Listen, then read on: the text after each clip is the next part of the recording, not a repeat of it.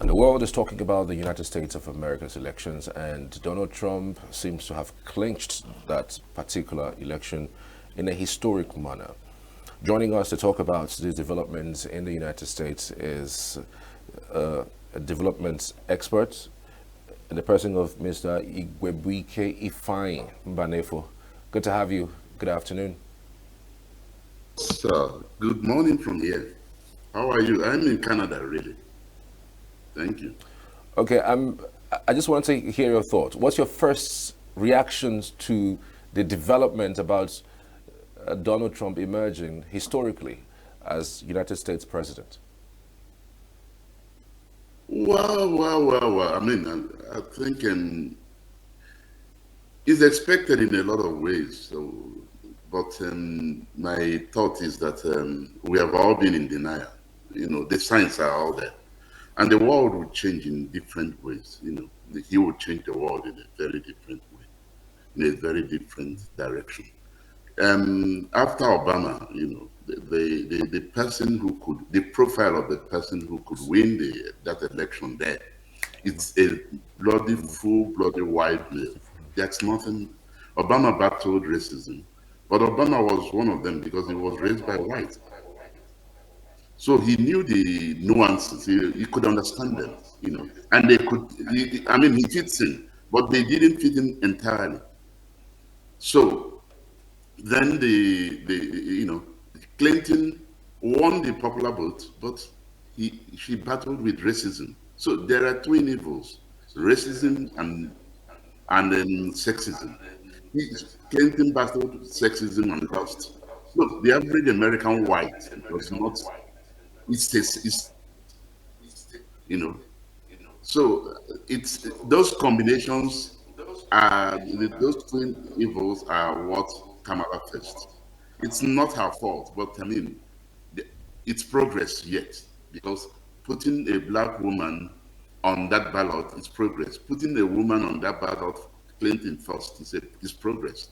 That they can all that can be the flag bearers. It's a lot of progress. It's a lot of mileage, but there are inherent problems there, and it's all anticipated. If we really want to be honest, but that's my view. Okay, what factors do you think made the United States, do you think that made Donald Trump win this election? Because again, there are so many things that are going on in America right now. Even though one could say that the economy is pretty good, as at last check with Joe Biden, and so many persons thought that, look, Kamala Harris is just going to continue what Joe Biden has done. What specifically, what factors do you think led to, Kamala Harris losing with the numbers that she has lost to Donald Trump? Well, I mentioned the first two, which is sexism, which is racism. But if you take a deep dive, the Democratic Party, the natural home of the minorities is Democratic Party, and they seem to have neglected them for a long time in the equations. Not the high profile things, but going down to the grassroots. When Donald Trump talks about the black jobs, that is that is what he's talking about. A lot of black people are likely to go to be in jail, and if you go to jail, you can't get a decent job. The system is rigged against them, and it's a systemic thing which has not been solved. So they expected to be lifted from that systemic problems. And the Democratic Party had been in power and it didn't solve it. Imagine if Biden had said, look, if you had gone to prison, served your terms in the last 20 years, you're forgiven, so that you have a clean slate. He would have liberated a lot of people. That's that kind of thing. So in this election, you saw the Latinos who are minorities, the blacks who are minorities, not really warming up to Kamala, because they felt taken for granted. The third thing is that there is American, what they call American exceptionalism. They think they are the best in the world. And when they have leaders who try to lobby people, beg people, move people, they want to be in the forefront, and Donald Trump personalizes it. It is what America thinks, it's what America does, that it's the norm. I mean, but that is what happens in every sphere of our lives.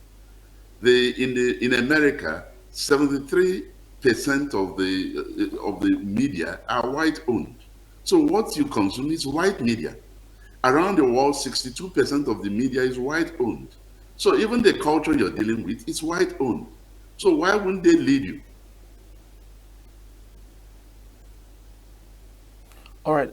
What significantly do you think would change in his style of leadership? I mean, we've seen his first term between 2016 and 2020, and now we're seeing a potential second term. What really do you think would be different? Is it going to be the same Trump? You know, do you envisage a little bit of changes with the way and manner that he leads and the style of his leadership? And what potentially would you think that America, as a nation, with a leadership of Trump, would do with all the wars and the signs of wars that we're seeing across both, the one that's happening in the Middle East and the one, of course, between Russia and Ukraine? I can tell you for free that the wars will go down a lot because he's a warmonger. I mean, the wars, whatever Biden has from now to January to do whatever he has to do with Ukraine aids, Trump is going to stop that. Ukraine is going to go down with Russia. If they don't find peace between now and January, he's going to stop all those aids and all that. That you can take that to the bank. Israel is going to strengthen the hands of Israel against the Palestinians. And that is what one game Netanyahu was playing, because that is why he refused to negotiate peace, because he knew Trump was coming. That was why he was reluctant to negotiate hostages, peace, and all that, because he was trying to influence American politics. The more that thing lasted, the more the Arabs and the Palestinians and the blacks and the school riots are weakening the Democratic Party. Netanyahu played a serious hand in this.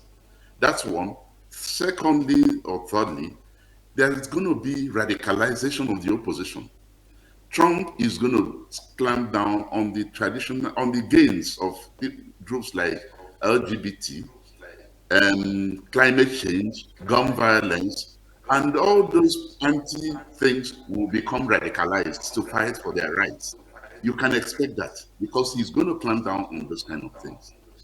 The underlying fear in America is that in 2050, the whites will become a minority. He's going to do something to slow down that system in in terms of, whatever it takes.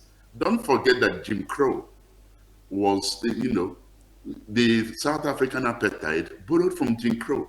So there's always this link between apartheid and then the racism in America. He's going to do something about the colors and all these things he's worrying about immigrants. He's going to do something about it.